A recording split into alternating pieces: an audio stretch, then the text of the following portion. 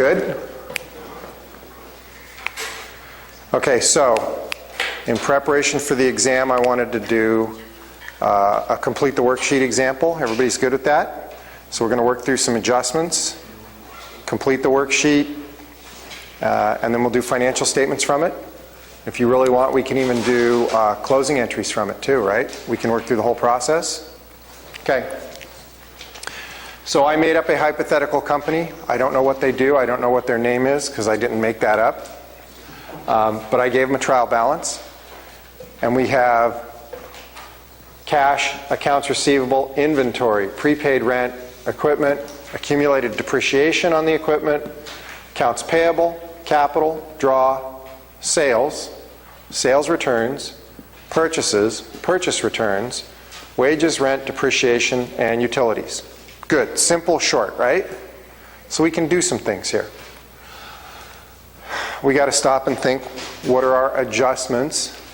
And help me out here, what accounts could have adjustments based on what we're looking at? What? Right, because we have prepaid rent, so that could be an adjustment. Somebody said depreciation, because we've got accumulated depreciation. The drawing account is going to get moved when we do the closing entry. Okay? So, what else? What's the other big adjustment? Inventory. Good? Okay. Let's see if I remember how I set this up. I would say our prepaid rent is for 6 months. So that means our, how much, where is it? $6,000. How much would we have to adjust if we've used up 1 month's worth? $1,000, right? So to reduce a $6,000 debit balance, I would need a credit of $1,000 and a debit where? To the what? Rent expense down below. I'm going to try and keep these things lined up as best I can, even though that's tough to do on the big whiteboard. Okay? Everybody's good with the rent adjustment? Thanks for your help with it. Accumulated depreciation. We've got a piece of equipment that was bought for $36,000. It has a life of 36 months. Salvage value is 0. What's my monthly depreciation amount? What's the formula for straight line depreciation? Somebody. Cost minus salvage divided by life. So we've got 36,000 divided by, or minus 0 divided by 36. My depreciation expense for the month is, somebody say $1,000, please. Thank you. So, right. I need an entry to accumulated depreciation and depreciation expense. Which one is the debit? Expense. The depreciation expense, correct. The credit is to accumulated depreciation.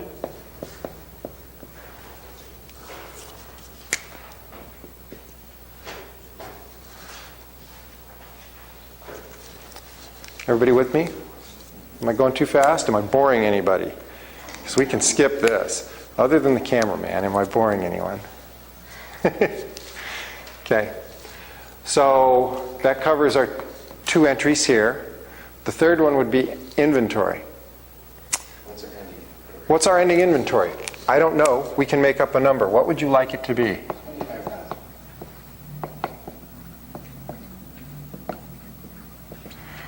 $25,000. Anyone object? No. Okay. So when we make the adjustment to inventory, I have $30,000 at the beginning. I want it to be $25,000 at the end. Do I just come over here and credit it $5,000 and move on? No. What do I do? remove the beginning inventory completely, right? So I would want a credit for the full 30,000. And where's the debit go with that? Where's it does. It goes in the income summary account. I didn't put it on the board. I'm going to add it. Okay? I started getting down low on the board and I didn't feel like getting on my knees, but now I'm going to have to. Eric, can you see me? Yeah. Me? Yeah. Okay, at this point in the video, the microphone went dead, so this is going to look like an old Kung Fu movie where the lips don't match the words that are coming out. But I've added the income summary account here, and we're posting the debit for $30,000 to the income summary account. That gives us, keeps our entry in balance for the moment.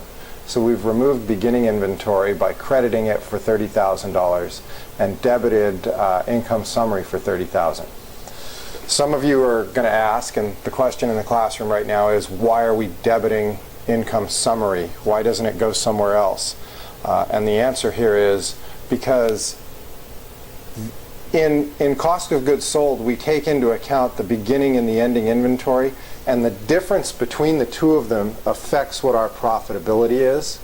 So if I don't post an entry to income summary, I am not going to post, when I close the income summary out to the capital account, I'm not going to close the correct amount out there to get the owner's capital in the general ledger to match the financial statements that we prepare. So it has to happen.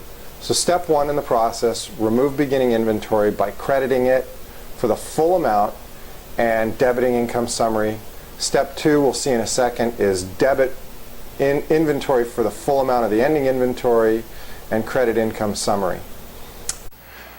Okay, so I can see why you think it would look like it's a closing entry, but we'll work through all the way through the closing entries on this example, and you'll see that the balance is already there. Okay? So just give me a little bit of time. We'll walk all the way through it. No, I just... But it is an adjusting entry. I did it as a closing entry in my mini project as opposed to... I mean, it's on the adjustments on the worksheet, but okay. In terms of, page 17 versus page 18 of the general journal, I put it on page 18. Okay. Depending on when you posted it to the general ledger, it could drive your net income to be right or wrong. Or when you posted it to the worksheet. It's on the worksheet, you're okay. Yeah. All right. So you put it on the worksheet like an adjustment. Mm-hmm. You I was just confused yeah. by the book. That's all. Okay. So I had some help getting through the first half of our adjusting adjusting inventory, right? We have 30,000 at the beginning of the month. We know our ending inventory is 25. So step one, remove the entire balance of 30,000. What's the next step? Debit. Put the whole ending balance on of 25,000, and the debit goes to income summary. I'm sorry, the debit. Debit inventory, credit income summary. Okay? Everybody's good with that concept, and it is an adjusting entry. All right, next step, calculate adjusted trial balance amounts, correct? Everybody's good at this? Just somebody nod your head yes. Okay. Just carry everything over. Carry everything over except the ones that have adjustments. Cash is 10,000. Accounts receivable is 25,000. Inventory is 25,000. Prepaid rent goes down 1,000, becomes 5,000. Equipment is still 36. Accumulated depreciation goes up 1 to 12,000. Accounts payable is 12,000. Capital 35,000. Drawing is 4,000. I know I'm standing in the way, but I'll move here in a second. Sales are 64,000. Sales returns are 1,000. Remember, your sales are a credit, returns are a debit, they're a contra. Purchases are 25,000. Purchase returns are 2,000. Wages expense is 8,000. Rent, I have a debit for 1,000, so I have $1,000 there. Depreciation, I have a debit for 1,000, there's 1,000 there. Utilities was 1,000, still is 1,000. And income summary, I have 30,000 and 25,000. Can somebody do the math for me real quick?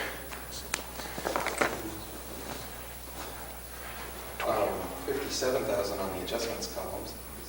57,000 here. Yeah, you're right. I didn't total these, did I?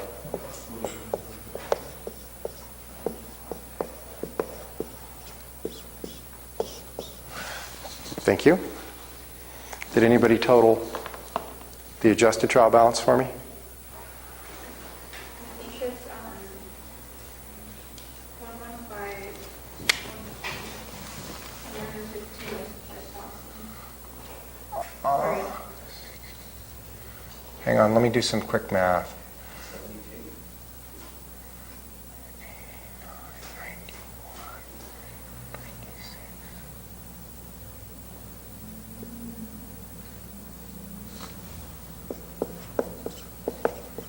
150,000 even?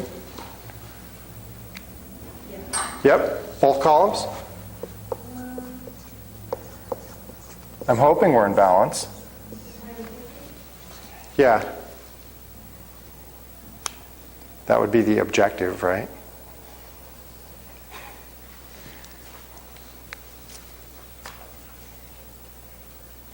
Okay, I'm going to say that it's right. Okay. Questions on any of this? How we got to here?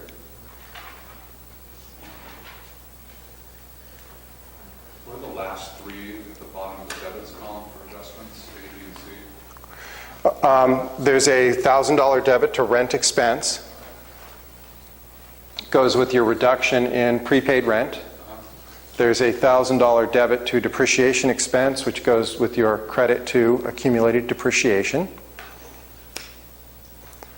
And then you've got your income summary. You've got a debit for $30,000, which goes with your removing the beginning inventory here, and a credit of $25,000, which goes with your adding the ending inventory here. So the 30,000 is for income summary? Correct. Ron.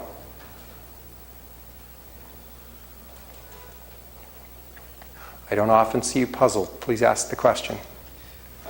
On the credit of the trial balance column, I'm not getting 146. Where do you get one? I don't have 146 on the board anywhere. Trial balance. Right behind you, right On the behind credit. you. Oh, I'm not getting 146 out of that. I'm getting 23, did I add it wrong? 5, 60, 124. Okay, hang on. Yes, sir. On the adjusted, you probably already said it, but why do you have the 30,000 and 25,000 again? Okay, let me address his problem first because it affects everything else, then we'll come back to yours. Okay. Okay, so does this total 146? All right. 60, somebody help me out. 124. This is 124? Yeah. Okay, what's this one total? Give me a minute. 146. This is 146. Okay, here's what I did, just so you know, because I made this problem up from scratch. I filled in all of these. I left my capital balance blank, and I tried to add and subtract to make them equal. Okay? That's how I created a company that already exists. Obviously, I did my math wrong. So help me out here. I need another 20, I need 57,000 here. Well, it was 124, it's 146, once you use 2,000. Okay, so we're going to make this I don't know what you just raised, so I don't know. 57,000. And now it's 146 and we're good.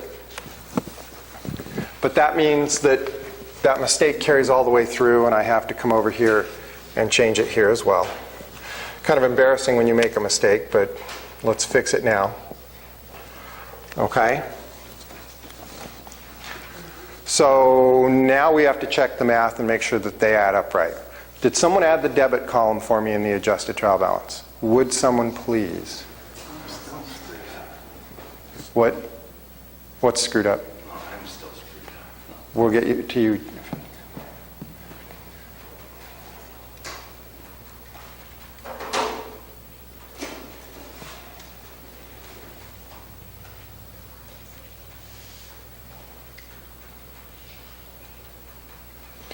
So 172? 172. Okay. So now that we've done this right, 172.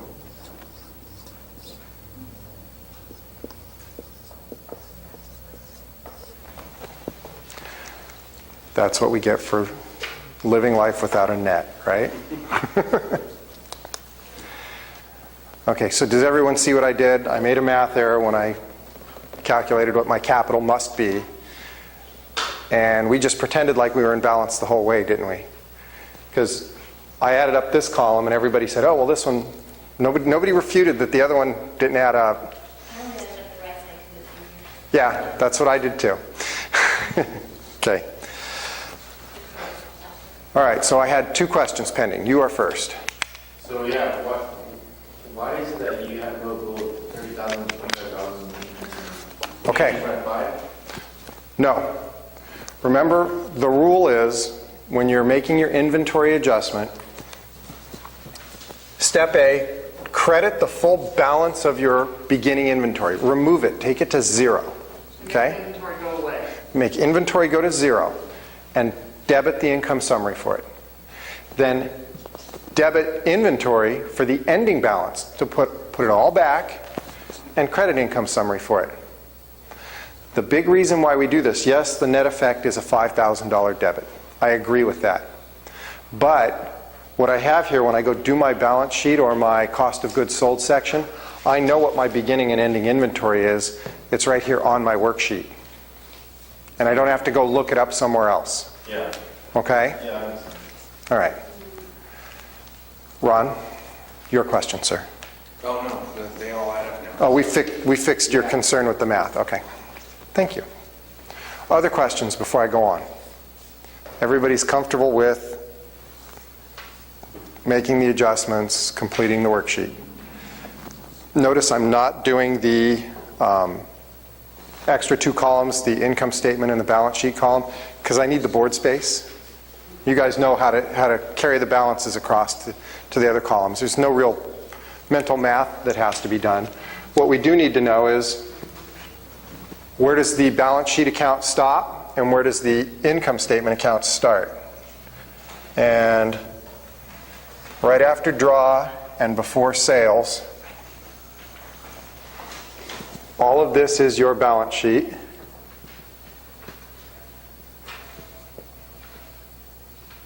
And this is your income statement.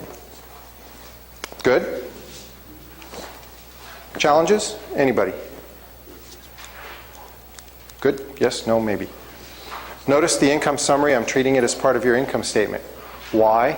Because it affects your cost of goods sold. Correct? That $5,000 fits into your cost of goods sold.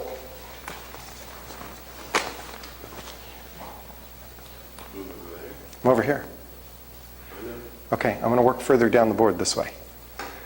Not all the way over there. Not all the way over there. Can you get this in too? Okay, good. All right, no more questions? All right, so the next step here is, once we've got a completed worksheet, we generate financial statements, correct? Which one do we do first? Income statement.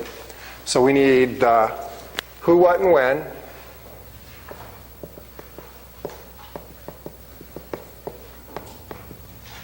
We need the title. We didn't make up a company name. We didn't pick a time period for this. We do know it's the income statement, though, right? Okay. What's the first thing that goes in our income statement? First section, what? Revenue. What are our revenue accounts? We have sales. How much sales do I have? 64,000. Less sales returns. Less returns of 1,000 gives me net revenue of $63,000. Okay? Remember, show gross sales, less returns and allowances, less discounts if we had that, right? But we don't. After net revenue, where do we go? Expenses. What's the first expense we go after? Operating. Not operating. Before that, cost of goods sold. Good.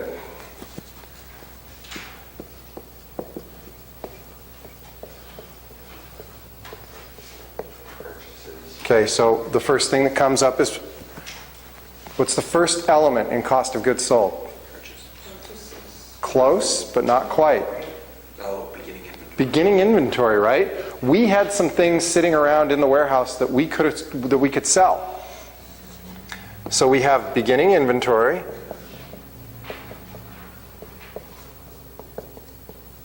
How much was our beginning inventory? Well, we know that because we've got it in our income summary. It was 30,000. And then we go to purchases. So we had $30,000 worth of stuff. Then we bought some more. And how much more stuff did we buy? 25,000. And what else do we have? Less returns. We return $2,000 worth of stuff. So beginning inventory plus purchases less returns gives me delivered cost of goods. I don't have any delivery expense because it's not on my trial balance. So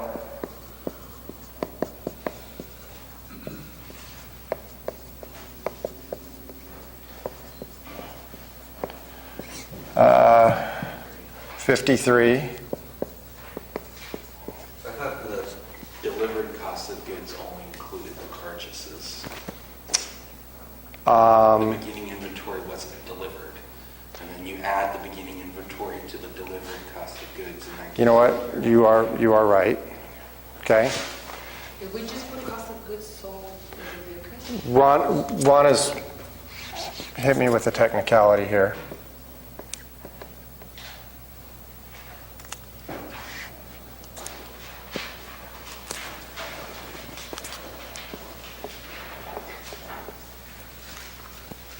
Right? Purchases less returns gives you delivered cost. Then we're going to add that to beginning inventory to get total goods available for sale.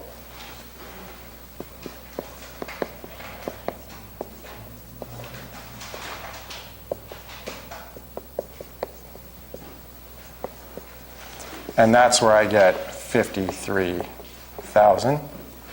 Okay. Next I have what? Ending inventory.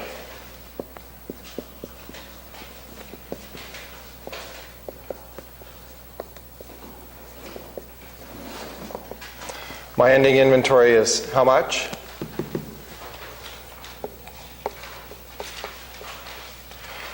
$25,000. 53 minus 25 is 28,000, right? 28,000 becomes what? What does that number represent?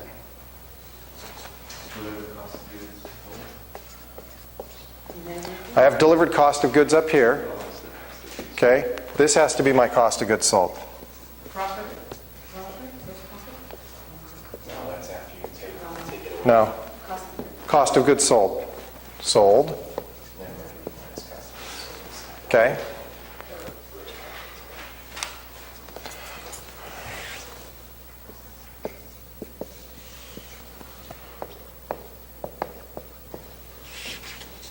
I'm taking up more columns, so I moved my net revenue out.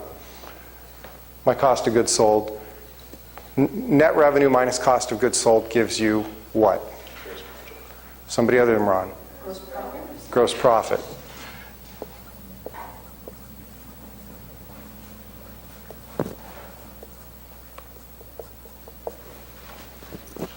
$63 minus 28.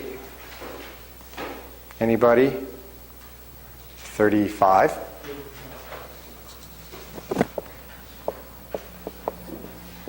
There comes a certain time during the day after which I don't do math, so we're there. As I should have stopped somewhere back over here, right? Okay. So after gross profit, what do we have? And expenses? Then we have our expenses. Operating expense. And in a classified balance or income statement, we would separate out selling expenses, right? Have I done that over in my trial balance? No.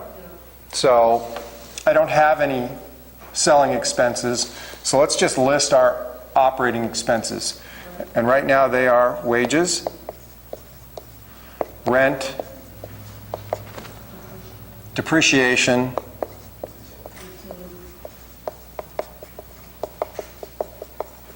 and utilities. How much wages expense do I have? 8,000. Rent is 1,000. Depreciation is 1,000. Utilities is, oh, it's 1,000. I think even I can add this up at this point. Total operating expense, 8, 9, 10, 11. I don't know, that's more fingers than I have. Maybe I can't add it up right. There you go.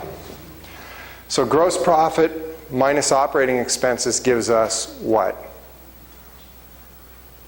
Net income? It would be operating income, and then we would subtract other income and expense from that, and then we would subtract tax expense from that, but we don't have any of that stuff, right? Because I made it a very short example, because I was really trying to focus on cost of goods sold. So it becomes truly net income. Yep. And I'm going to abbreviate net income. 35 minus 11, my net income is?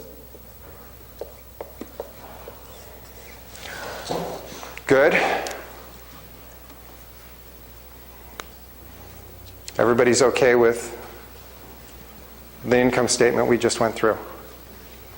Is everybody okay with the income statement? Does anybody have questions about it? I want to know why you can do it in 20 minutes and it takes me all weekend. Because I've been doing them for 20 years. Okay? Plus, this one was much shorter. Yeah. Okay, other questions? Okay, does everybody written down everything they want to get? Because I'm going to erase the income statement and we'll do a balance sheet. Okay, you want to take a second and write the rest of it down? I can answer more questions while he does that. I just want my mini project back just so I can go over it while I'm doing this. And not that I'm going to change anything, but just so I can put what I've done to what you're doing and see if right. Thank you. Okay, other questions?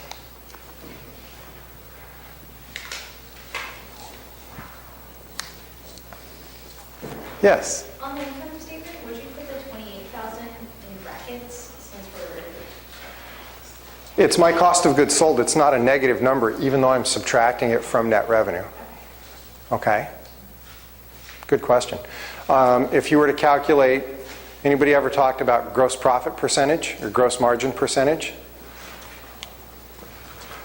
You would take your gross profit number here, 35,000, and divide by the 63,000.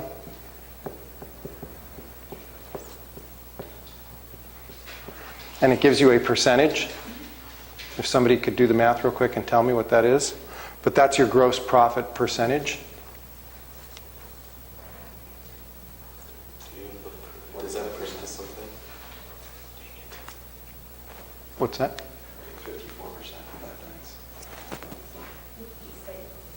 I have 56. So my gross profit percentage is 56.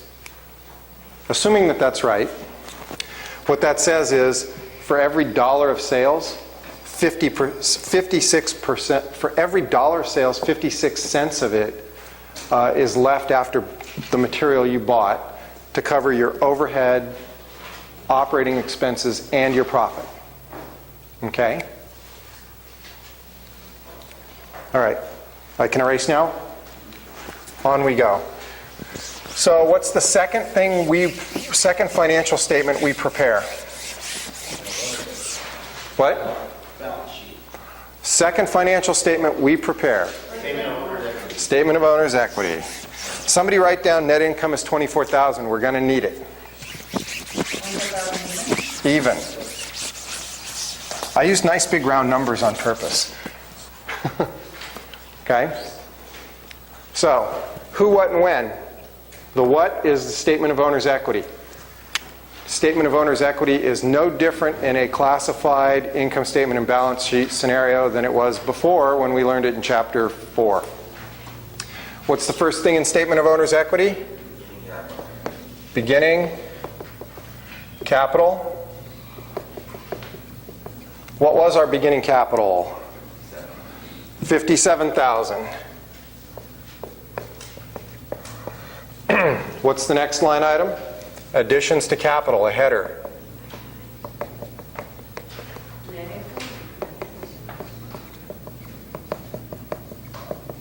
Followed by net income. It's the first thing that increases capital. If it's a net loss, it would decrease capital. We all know that. How much was our net income? 24,000. Okay, what else would increase capital? Adding more money to it? Yep, Reinvesting? owner contributions. Yeah. So we have to write that stuff even if it doesn't occur? I'm writing it up here just to remind you in case it does occur on the exam. But if it's zero, you could let it go. And I'd be okay with that. Okay? What other changes to capital do we have? Well, net income, less what's called draw. Yep.